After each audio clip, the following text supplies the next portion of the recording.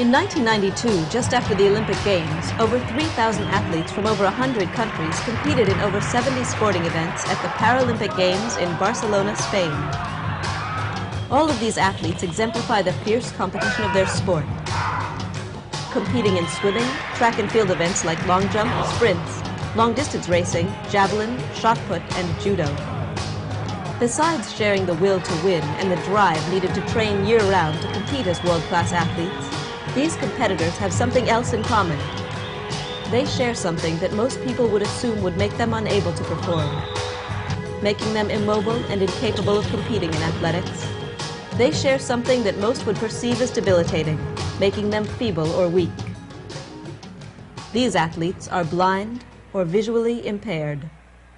I have ocular albinism, which causes a decrease in acuity. So when I look at an eye chart, I can see the E, and that's all I can have cornea dystrophy, and I have blood vessels in my cornea. There's a problem called achromatopsia. The cones in your eyes don't work, so you see no color whatsoever. Your world is like she was looking at born black and white TV with all a condition your called life. sclerocornea. The white of her eyes mixed with the corneas of her eyes were completely opaque when she was born, so it wasn't too hard to tell something was wrong. When I was born, I had cataracts. When I was 5 months old, they took my lenses out, so everything looks blurry to me. I originally became blind from Coats disease, which is retinal hemorrhaging, a buildup of pressure in the back of the eyes. At the age of 15, I lost my vision totally.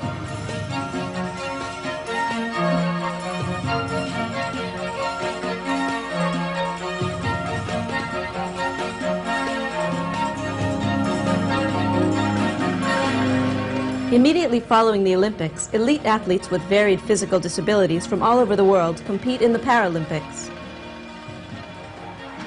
The Paralympics should not be confused with the Special Olympics. The Special Olympics are for athletes with learning disabilities, and the Paralympics are for athletes with physical limitations. Some of the athletes competing are completely blind, and some are partially sighted. I'm Bill Bardo. I'm a blind athlete from Alba, Pennsylvania. I'm here representing the United States Association of Blind Athletes in the 9th Paralympic Games in Barcelona, Spain. I throw the discus, the shot put, and the javelin. In terms of self-esteem, anybody, it doesn't matter if you're blind or sighted or what, when you're in good physical shape, you feel better about yourself. That's a normal thing. It's not a matter so much of beating other people, which I enjoy, but the bigger thing for me is through competition, we all improve. And by competing, I get the best out of myself. My name is Tim Willis, and I'm a member of the United States Association for Blind Athletes.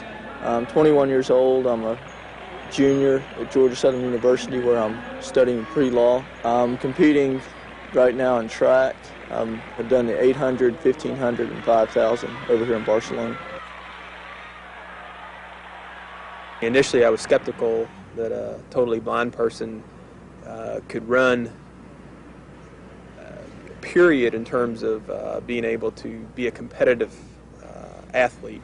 But after the first day watching Tim run, a lot of the myths and barriers that I foresaw were actually that, simply myths.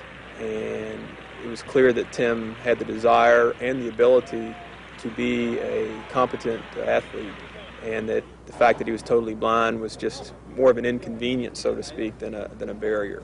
He's my guide runner and my coach, so he always tells me where I'm positioned. He might tell me what my rest of my competition is as far as who else is in the race. The main function of the guide runner is to serve as the eyes, or kind of as the seeing eye dog for the totally blind person. Some blind runners and their guides simultaneously hold a tether or a shoestring during a race. Guides will tap or pull the runners if they run in the wrong direction. Pulling on the shoestring is a good way to indicate, the competitor's right in front of you. We need to slow down or we're going to go crashing into them. Usually if you look at the tethers, again, except maybe at a turn or in an instant where maybe the athlete slows up more than the guide runner was anticipating, or vice versa, you might see the tether kind of straighten out. But most of the time, if you watch the tethers, there'll be kind of a little dip or valley in them, which is indicating that the two are just running in tandem, but that one is not leading or pulling the other, and vice versa. Someone will see me and a teammate running with the shoestring, the tether, and they'll think it's some kind of a punishment for the people on the team, if they're not running fast enough, they have to tie themselves together and, you know, to make sure they run fast enough.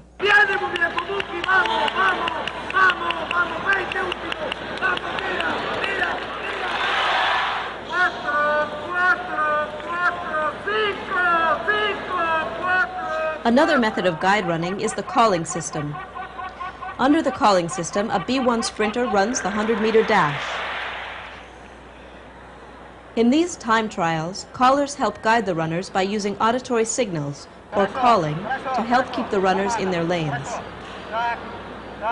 A caller yells to the B1 sprinter the number of the lane that he or she is running in during the race. Their call serves as an auditory target and helps navigate the path for the runner. By stationing themselves down the lane of the track, they can yell lane numbers to the competitor. This helps the runner with orientation.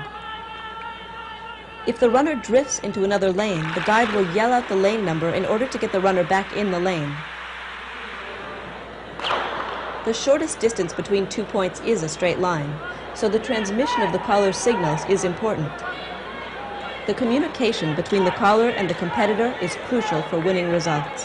12.80 seconds. The blind and visually impaired also play team sports such as goalball. Goalball was developed after World War II as a way of rehabilitating soldiers who lost their vision in combat. The sport is now played in 35 countries, including Kuwait, Algeria, Spain, Egypt, and Israel. Goalball is played by 2 teams of 3 people on an indoor court about volleyball size. The player takes a goalball, which is a partially deflated rubber ball, and rolls it to the other team's net. The goalball has bells inside, and the players have to listen for the sound of the ball. The players dive onto the ground, block the ball, and have 8 seconds to roll the ball back to the other team.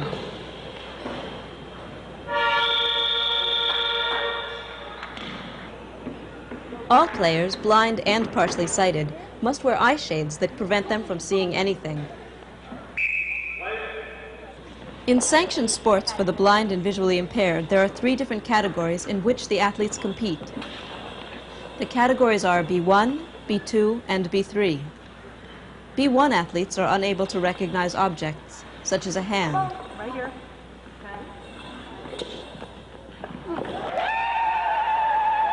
Some B1 athletes cannot see anything, not even light or shadows. B2 athletes' vision ranges from the ability to recognize a hand to an acuity of 2600. A B3 athlete's visual acuity ranges from 2600 to 2200. Usually, B3 athletes do not need to carry a cane. I'm a B3, which is the highest classification allowed. If someone is standing far away, I can't see the detail. Seeing words on a blackboard are not clear. I wouldn't be able to drive, thank God. Knock some people out on the road. And when I lost my eyesight, I felt like my opportunity for competition in sports, and even recreational sports, was gone. I thought those opportunities had all vanished. As what I saw faded out of view. And I was devastated by that. It left a tremendous void in my life. I lost my vision when I was 15 years old. And it done it all of a sudden from the 8th grade and to the 9th grade during the summer. And then when I started the 9th grade in public school, I noticed I couldn't read small print anymore or see the blackboard. And for a kid just starting high school like that, it was a big adjustment because, you know, a lot of peer pressure. You didn't want other kids to know that you couldn't see or something was wrong. So I tried my best to hide it, and the teachers would notice what was wrong, and they would help me to hide it. When I was in high school, I used a small monocular, which is a small visual device, which brings everything much closer so that I could read the blackboard in school. So I sit in the back of the room so that no one would see me use it, and so that I could do all the work that I could without asking help from anyone. And my Spanish teacher, he gets in front and he goes, "Hi back there." He went "Ships ahoy" because I was using this monocular, and I was devastated. The whole class turned around, looked at me. Boom! I put the monocular down between my legs, and I was just devastated. What he had done was he just took away the atmosphere of my ability to take care of myself, of what I had to do. He just broke my desire to be totally independent and not let anybody else know that I was visually impaired. I used to love to hunt deer. It was a real family tradition. And part of that tradition was the family dinner the night before and the sitting around and the telling all the stories for the 10,000th time. And I'm no longer invited to that, and that's really hard for me. Even though I can no longer hunt, I'd still like to be a part of that ritual. When I was in 3rd grade, I moved to Doylestown and had really thick glasses. And people used to call me Four Eyes and used to make fun of my glasses in various ways. And, I mean, I took it. I didn't really make a big deal about it because I thought that they'd think I was a baby. And, I mean, I went home to my mom every day and said, Mom, they're making fun of me. Couldn't stand that. Couldn't stand it. You know, I like telling people to get out there and get off their ass and get involved in sports and things like that. I went blind when I was 18. Okay, but I didn't ask them. I decided to go out for wrestling, you know, again after I went blind, and they said the doctor said I could, and I said why? Because I'm blind. I said, oh, screw that. I couldn't see anything when I took my glasses off when I was in high school. To be perfectly honest, when I took over, I thought the training methods would be different. I thought that they wouldn't be the athletes that they are. And the reason why I got involved is because I watched them train and I watched them work out, and I realized that there was some real potential there that was not being tapped, and they weren't getting the possibilities to reach the level of excellence that they thought they could attain. In the sport of judo, visually impaired athletes are more dedicated. They care more about it.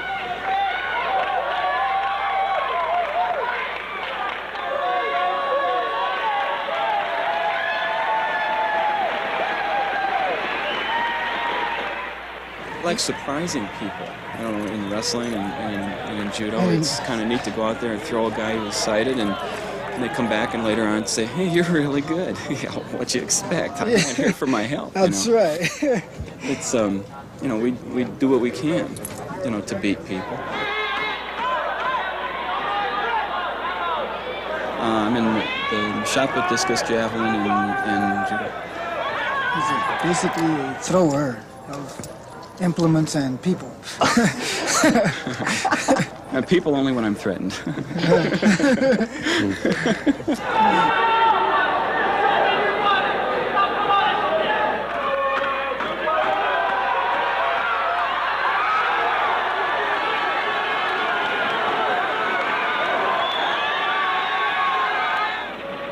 He's a good coach, very good coach, and it's kind of neat to be treated as athletes and not someone who's disabled or blind or whatever.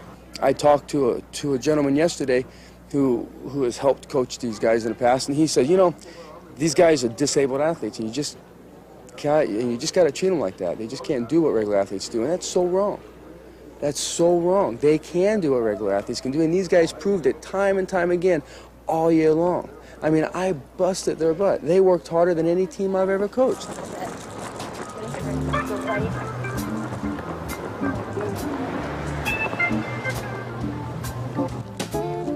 Initially, I was very hesitant to train with Pavla because I was afraid I'd get injured myself. And my coach, that was my coach's greatest fear, was that I would, either she would trip over me or I would trip over her. And I said that we weren't running like attached to each other, we were running next to each other.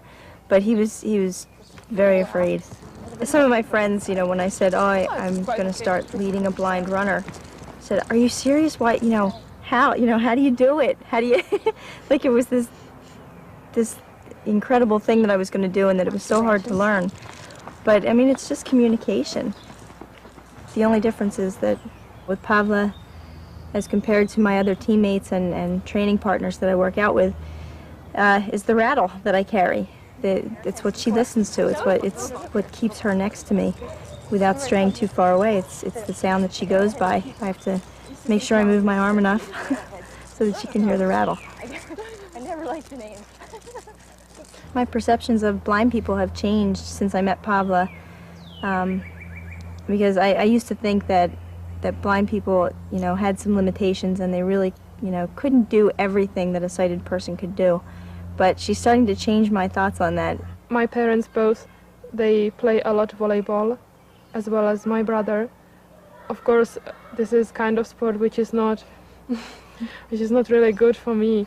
But in spite of that, I had to learn how to start volleyball play, and I had to know how to react, you know, when someone throw a ball on you and so on. And so it's funny, just.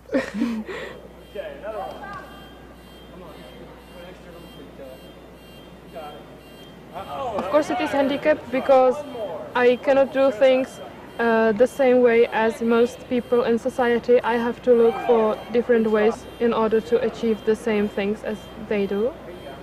But it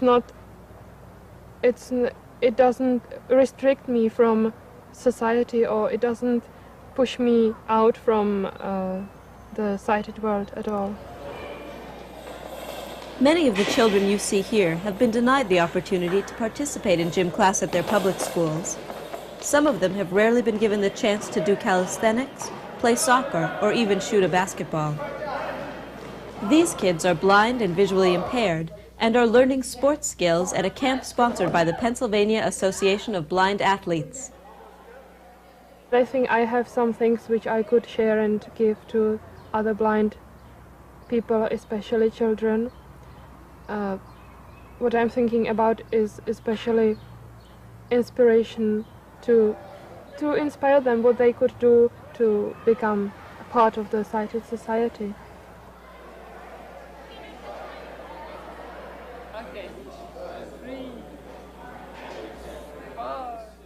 In Prague I have a little hill where I'm able to run on my own, and the hill has a different texture on the ground so that I can feel with my feet where I am.